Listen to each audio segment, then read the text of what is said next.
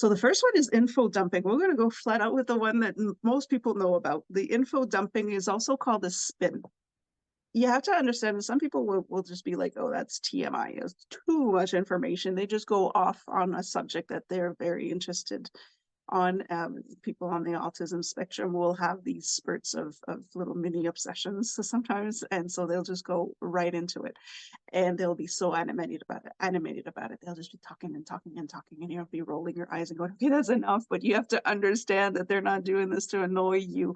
They're doing this because they feel safe around you.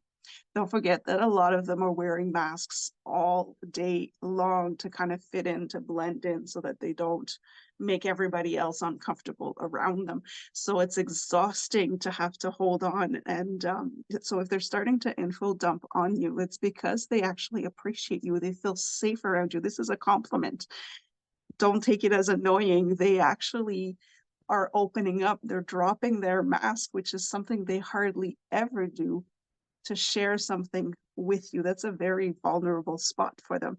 So welcome that in. And so they will talk about interests, their passions in details and at length. This could go on for hours.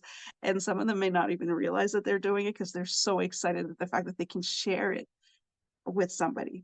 And some of them will. A lot of ADHD, ADD type of neurodiversity will say it. Oh, I'm so sorry, I just kind of dumped all of that on you. But it was just, um, they couldn't help it. They just did it. But at the end, they're like, I understand. I shouldn't have done that. And so don't shut them down. Just say, no, I really appreciate you sharing that information with me. It's a new side of you that I get to know, and I appreciate it. Thank you. Just open up that conversation, welcome them in, and so that they can open up even more, drop those masks, and it'll relax them. You'll see physically, you see that they start relaxing a lot more. It is info dumping is a very vital part of the autistic culture. It doesn't mean that all autistic people do it, but it is something that is very common in the autism world. So it's considered a sign of caring. So let them ask, let them share, ask them about it, openly ask questions, get involved in the conversation. Don't cut them off and don't add to it. Just ask them more question about it. Say, wow, that's really interesting. What else have you learned about this? Or what else can you tell me? I've never saw it that way. You can kind of open it up and you'll see them light up. So for children, that is something that is very important to, because we are at that point trying to get them to interact more.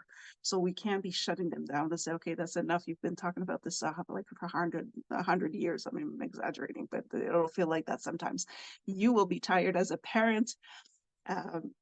Or as a friend, even you'll get tired. You'll be like, I don't want to hear about trains anymore, but let them talk, even if you have to tune them out a little bit. But don't forget, neurodivergent are very, very, very sensitive to nonverbal language, to your body language. So if you're tuning them out, they will know.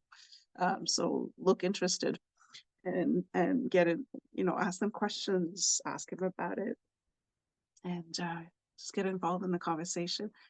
It's a great honor. If there's somebody that info dumps on you, take it as a great honor that they feel safe. You are a great person to them. So doesn't mean that you need to info dump on somebody unless you share the same interest. But when they start talking excessively and in great detail about what they like, let them talk. Don't interrupt. It's not a lot of them don't have that two-way conversation concept. So let them talk, and when they kind of take a break, and just ask about it, a little bit more, and they'll be very happy with that.